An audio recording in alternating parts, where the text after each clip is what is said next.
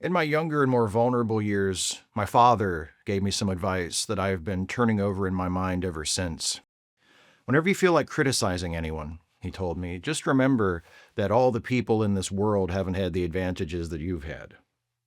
He didn't say any more, but we've always been unusually communicative in a reserved way, and I understood that he meant a great deal more than that.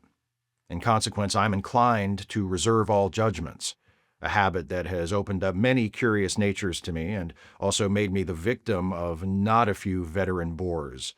The abnormal mind is quick to detect and attach itself to this quality when it appears in a normal person, and so it came about that in college I was unjustly accused of being a politician because I was privy to the secret griefs of wild, unknown men.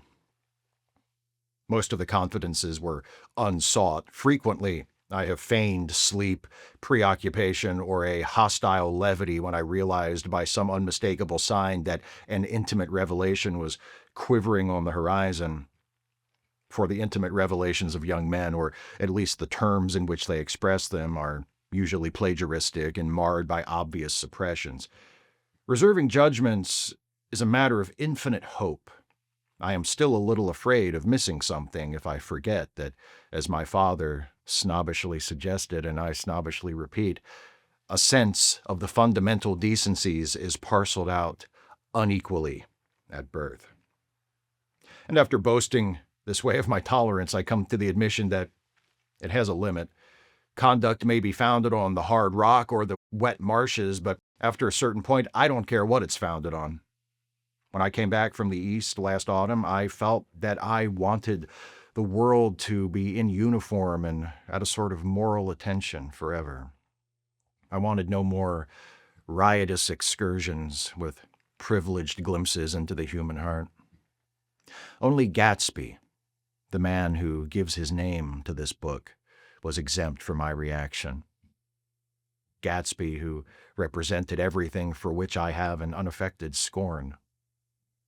If personality is an unbroken series of successful gestures, there was something gorgeous about him, some heightened sensitivity to the promises of life, as if he were related to one of those intricate machines that register earthquakes 10,000 miles away. This responsiveness has nothing to do with that flabby impressionability which is dignified under the name of the creative temperament.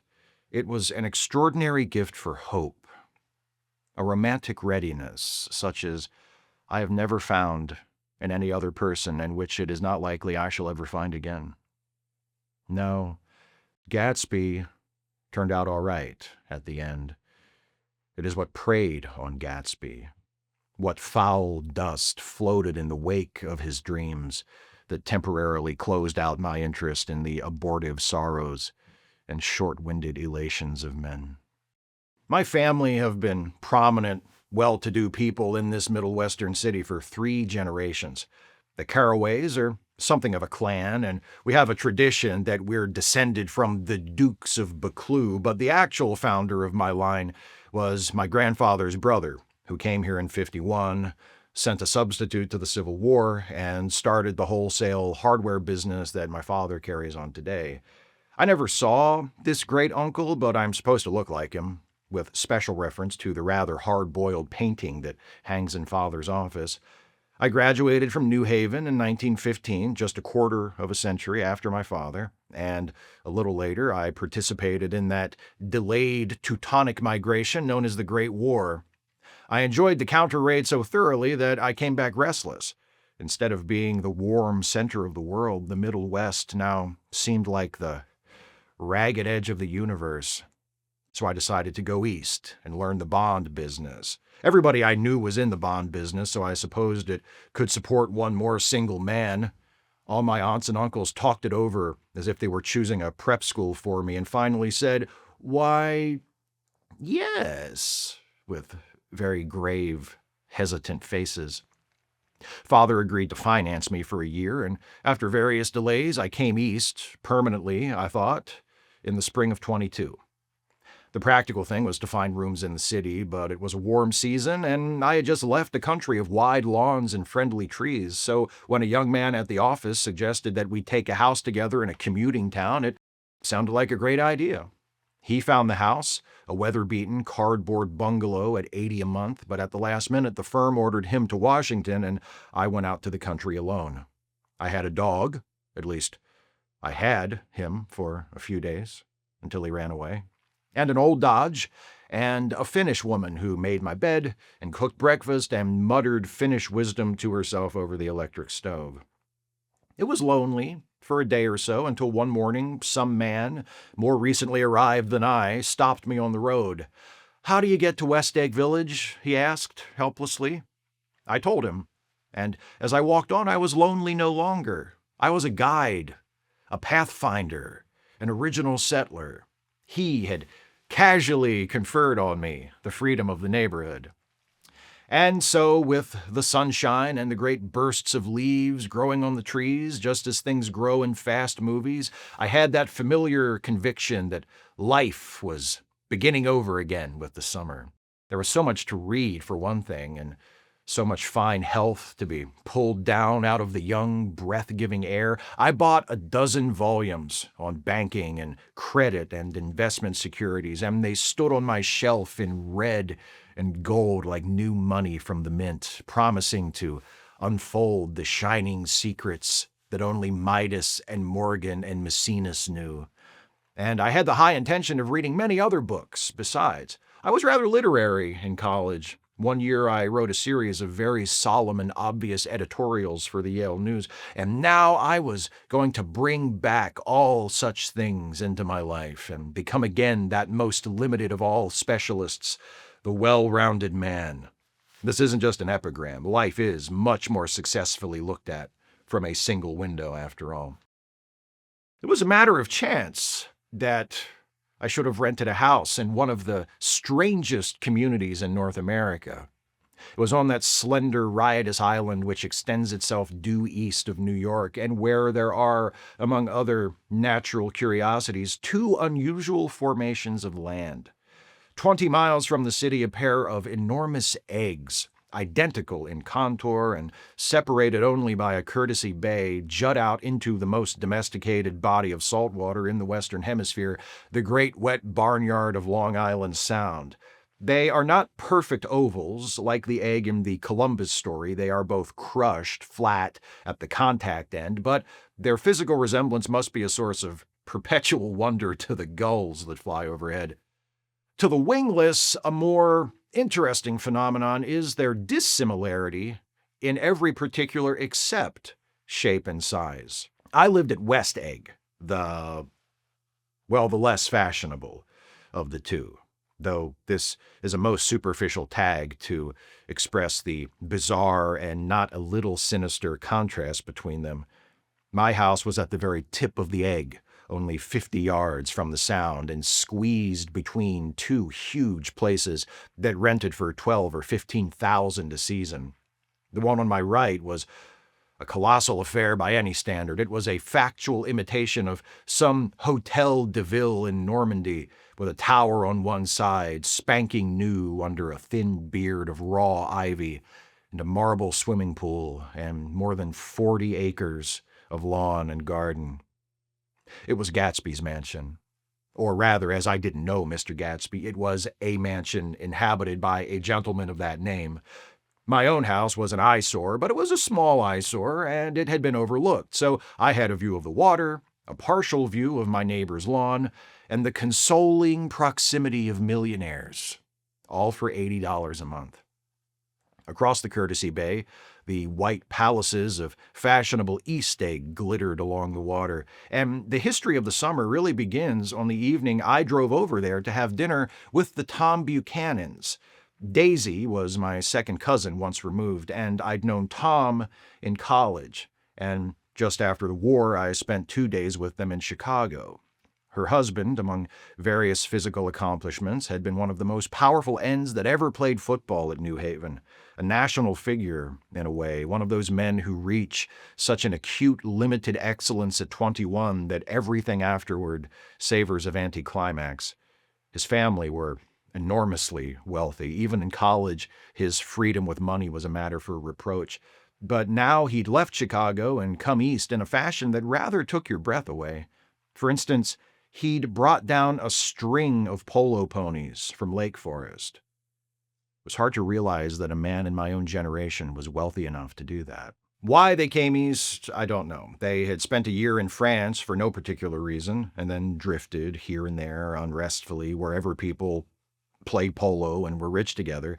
This was a permanent move, said Daisy over the telephone, but I didn't believe it. I had no sight into Daisy's heart, but I felt that Tom would drift on forever seeking, a little wistfully, for the dramatic turbulence of some irrecoverable football game.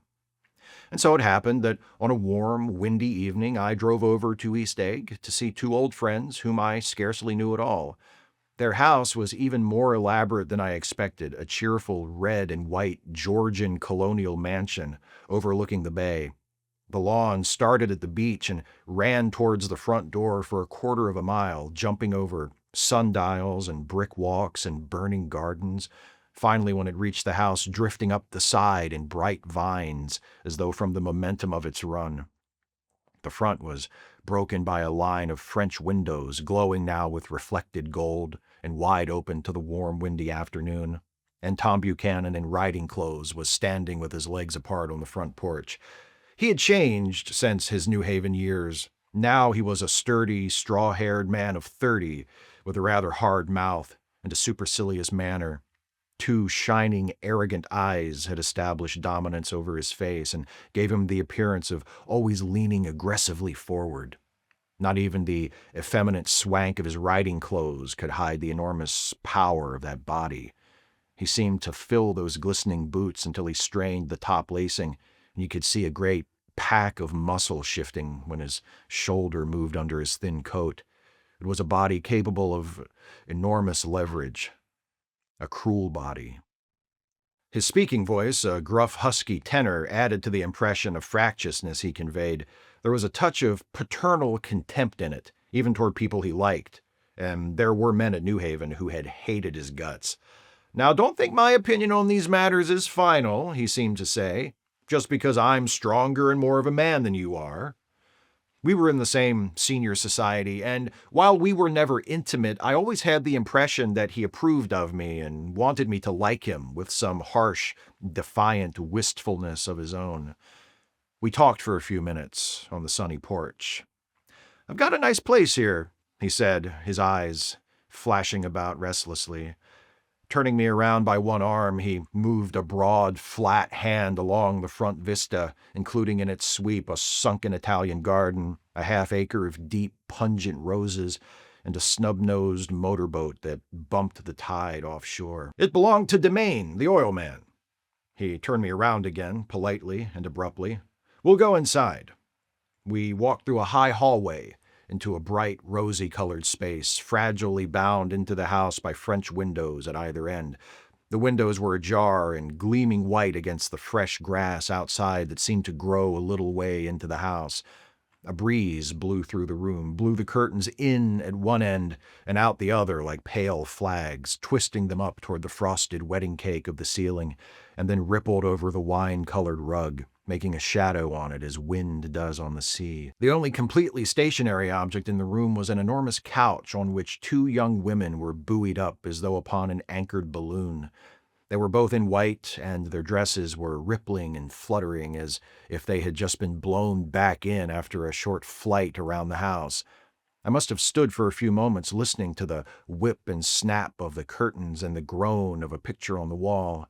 Then there was a boom as Tom Buchanan shut the rear windows and the caught wind died out about the room, and the curtains and the rugs and the two young women ballooned slowly to the floor. The younger of the two was a stranger to me. She was extended full length at her end of the divan, completely motionless and with her chin raised a little as if she were balancing something on it which was quite likely to fall. If she saw me out of the corner of her eyes, she gave no hint of it. Indeed, I was almost surprised into murmuring an apology for having disturbed her by coming in. The other girl, Daisy, made an attempt to rise. She leaned slightly forward with a conscientious expression.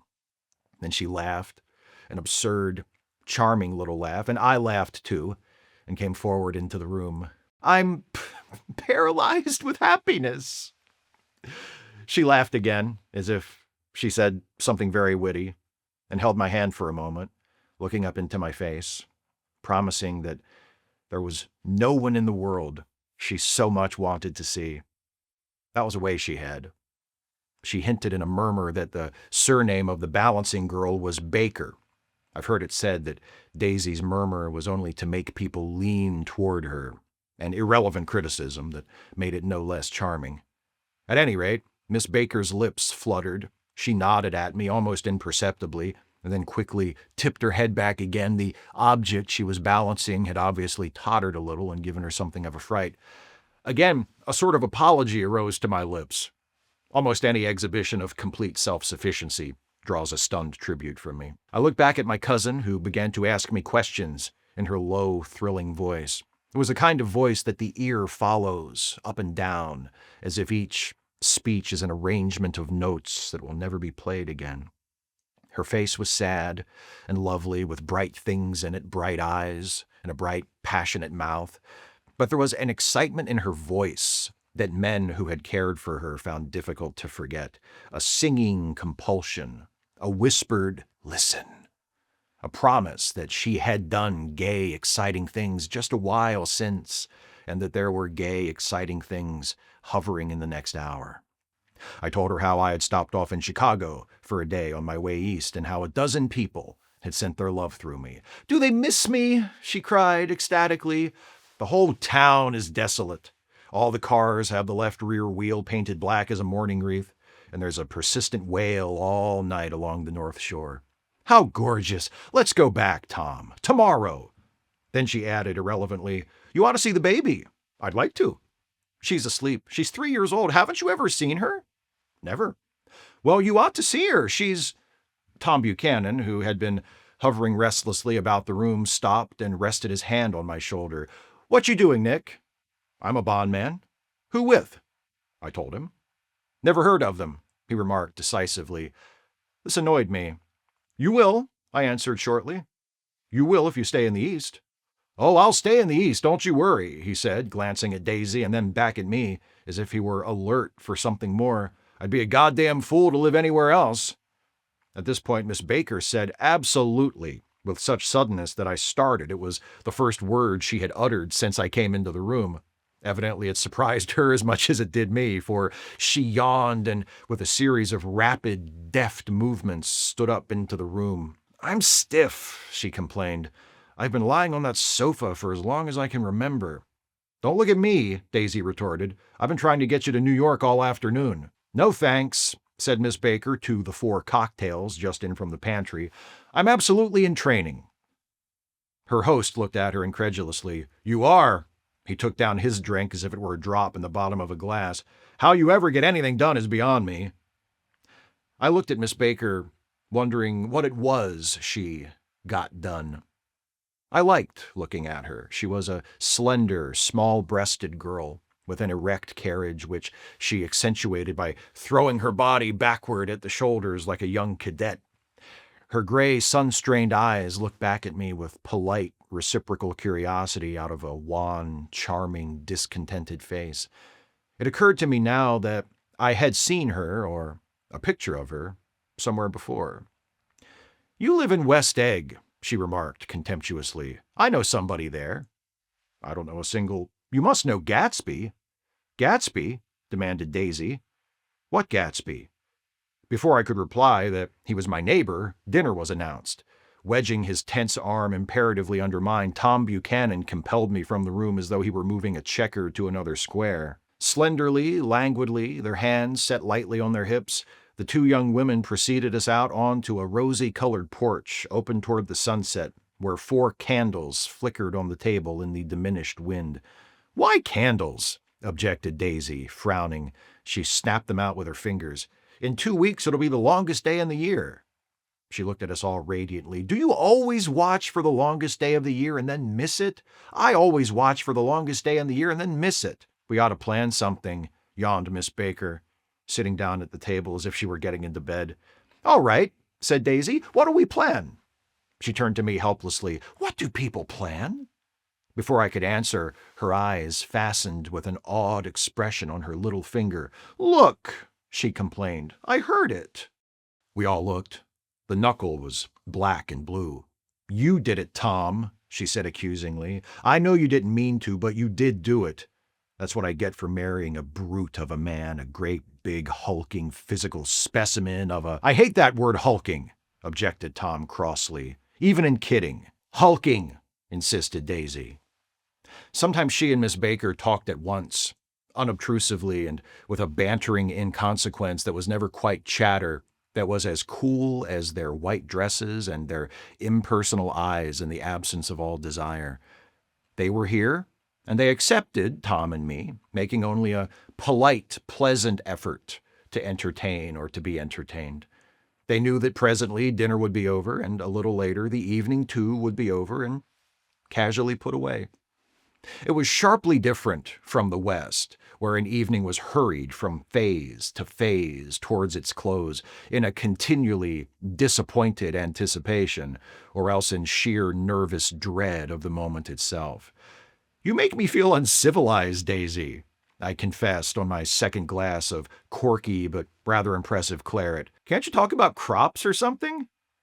I meant nothing in particular by this remark, but it was taken up in an unexpected way. Civilization's going to pieces, broke out Tom violently. I've gotten to be a terrible pessimist about things. Have you read The Rise of the Colored Empires by this man Goddard? Why, no, I answered, rather surprised by his tone. Well, it's a fine book and everybody ought to read it. The idea is, if we don't look out, the white race will be utterly submerged. It's all scientific stuff. It's been proved. Tom's getting very profound, said Daisy with an expression of unthoughtful sadness.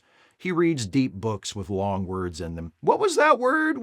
Well, these books are all scientific, insisted Tom, glancing at her impatiently. This fellow has worked out the whole thing. It's up to us, who are the dominant race, to watch out, or these other races will have control of things. We've got to beat them down, whispered Daisy, winking ferociously toward the fervent son. You ought to live in California, began Miss Baker, but Tom interrupted her by shifting heavily in his chair. This idea is that we're Nordics. I am, and you are, and you are, and— After an infinitesimal hesitation, he included Daisy with a slight nod, and she winked at me again. And we've produced all the things that go to make civilization. Oh, science and art and all that. Do you see? There was something pathetic in his concentration, as if his complacency, more acute than of old, was not enough to him anymore. When, almost immediately, the telephone rang inside and the butler left the porch, Daisy seized upon the momentary interruption and leaned towards me. I'll tell you a family secret, she whispered enthusiastically. It's about the butler's nose. Do you want to hear about the butler's nose? That's why I came over tonight. Well, he wasn't always a butler. He used to be the silver polisher for some people in New York that had a silver service for 200 people. He had to polish it from morning till night until finally it began to affect his nose. Things went from bad to worse, suggested Miss Baker. Yes, things went from bad to worse until finally he had to give up his position. For a moment the last sunshine fell with romantic affection upon her glowing face. Her voice compelled me forward breathlessly as I listened. Then the glow faded, each light deserting her with lingering regret, like children leaving a pleasant street at dusk. The butler came back and murmured something close to Tom's ear, whereupon Tom frowned, pushed back his chair, and without a word went inside. As if his absence quickened something within her, Daisy leaned forward again, her voice glowing and singing. I love to see you at my table, Nick.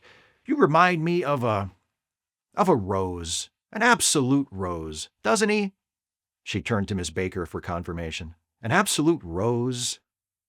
This was untrue. I am not even faintly like a rose. She was only extemporizing, but a stirring warmth flowed from her, as if her heart was trying to come out to you concealed in one of those breathless, thrilling words. Then suddenly she threw her napkin on the table and excused herself and went into the house. Miss Baker and I exchanged a short glance, consciously devoid of meaning. I was about to speak when she sat up alertly and said, "Shh," in a warning voice.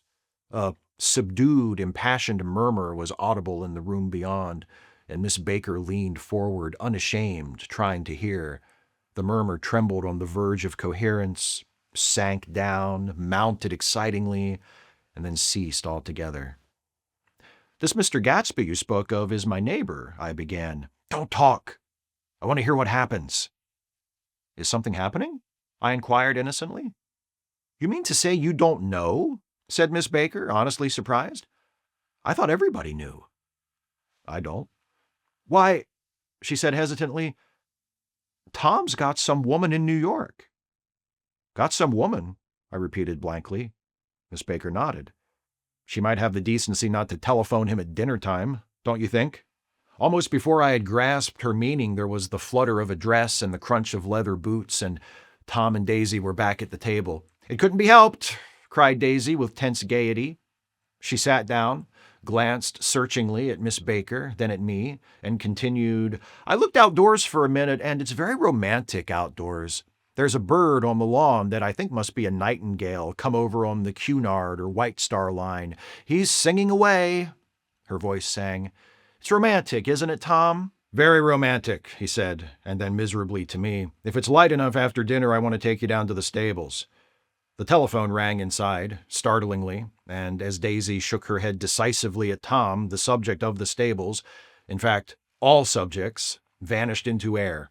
Among the broken fragments of the last 5 minutes at the table, I remember the candles being lit again, pointlessly, and I was conscious of wanting to look squarely at everyone, and yet to avoid all eyes.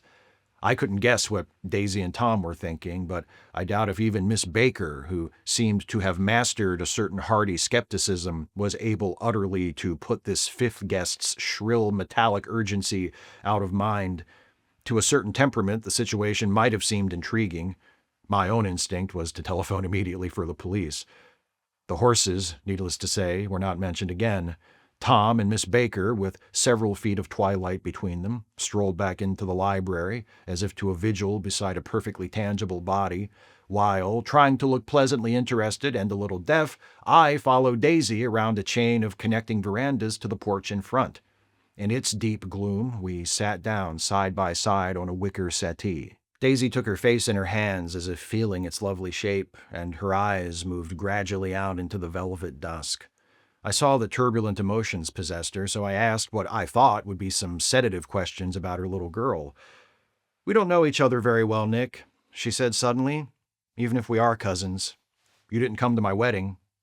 I wasn't back from the war." "That's true." She hesitated. "Well, I've had a pretty bad time, Nick, and I'm pretty cynical about everything." Evidently she had reason to be. I waited, but she didn't say any more, and after a moment I returned rather feebly to the subject of her daughter. "I suppose she talks and eats and everything." "Oh, yes." She looked at me absently. "Listen, Nick, let me tell you what I said when she was born. Would you like to hear?" "Very much. It'll show you how I've gotten to feel about things." Well, she was less than an hour old, and Tom was God knows where. I woke up out of the ether with an utterly abandoned feeling and asked the nurse right away if it was a boy or a girl. She told me it was a girl, and so I turned my head away and wept. "All right," I said. "I'm glad it's a girl, and I hope she'll be a fool. That's the best thing a girl can be in this world. A beautiful little fool." "You see, I think everything's terrible anyhow," she went on in a convinced way. "Everybody thinks so, the most advanced people. And I know. I've been everywhere and seen everything and done everything." Her eyes flashed around her in a defiant way, rather like Tom's, and she laughed with thrilling scorn. "Sophisticated. God, I'm sophisticated." The instant her voice broke off, ceasing to compel my attention, my belief, I felt the basic insincerity of what she had said.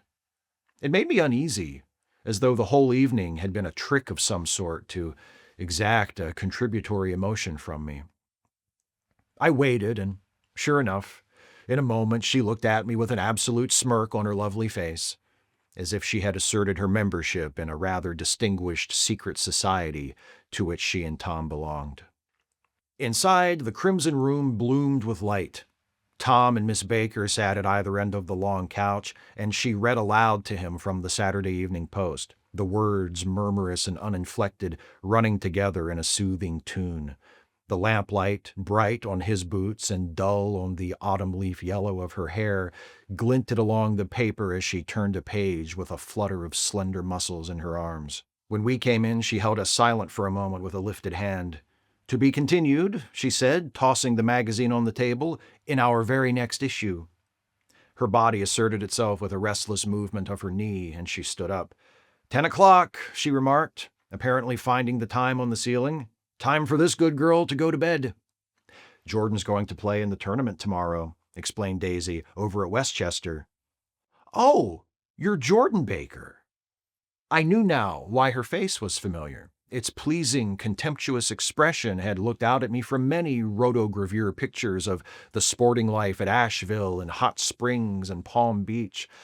I'd heard some story of her, too, a critical, unpleasant story, but what it was I'd forgotten long ago. "Good night," she said softly.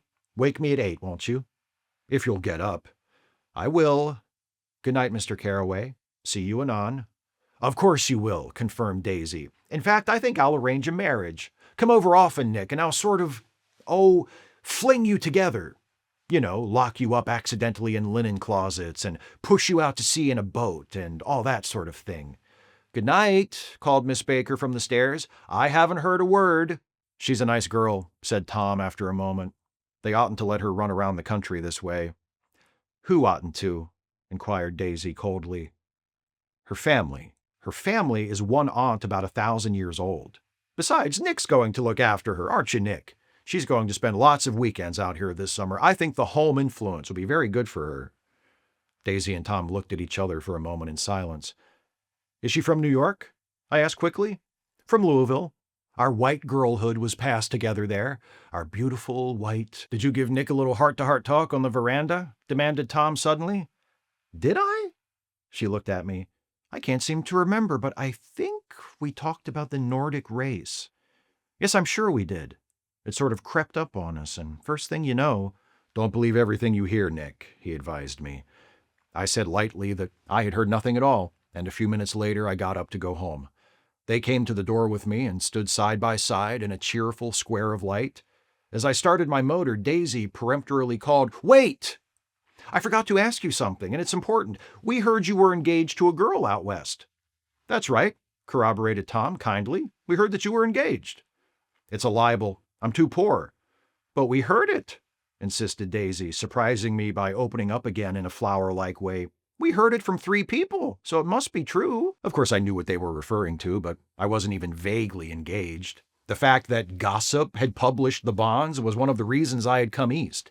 You can't stop going with an old friend on account of rumors, and on the other hand, I had no intention of being rumored into marriage. Their interest rather touched me and made them less remotely rich. Nevertheless, I was confused and a little disgusted as I drove away. It seemed to me that the thing for Daisy to do was to rush out of the house, child in arms, but apparently there were no such intentions in her head. As for Tom, the fact that he had some woman in New York was really less surprising than that he had been depressed by a book. Something was making him nibble at the edge of stale ideas, as if his sturdy physical egotism no longer nourished his peremptory heart. Already it was deep summer on roadhouse roofs and in front of wayside garages, where new red petrol pumps sat out in pools of light, and when I reached my estate at West Egg, I ran the car under its shed and sat for a while on an abandoned grass roller in the yard. The wind had blown off, leaving a loud, bright night with wings beating in the trees and a persistent organ sound as the full bellows of the earth blew the frogs full of life. The silhouette of a moving cat wavered across the moonlight, and turning my head to watch it, I saw that I was not alone. 50 feet away, a figure had emerged from the shadow of my neighbor's mansion and was standing with his hands in his pockets regarding the silver pepper of the stars. Something in his leisurely movements and the secure position of his feet upon the lawn suggested that it was Mr. Gatsby himself, come out to determine what share was his of our local heavens. I decided to call to him. Miss Baker had mentioned him at dinner, and that would do for an introduction. But I didn't call to him, for he gave a sudden intimation that he was content to be alone. He stretched out his arms toward the dark water in a curious way, and as far as I was from him, I could have sworn he was trembling. Involuntarily, I glanced seaward and distinguished nothing except a single green light, minute and far away, that might have been the end of a dock. When I looked once more for Gatsby, he had vanished, and I was alone again in the unquiet darkness.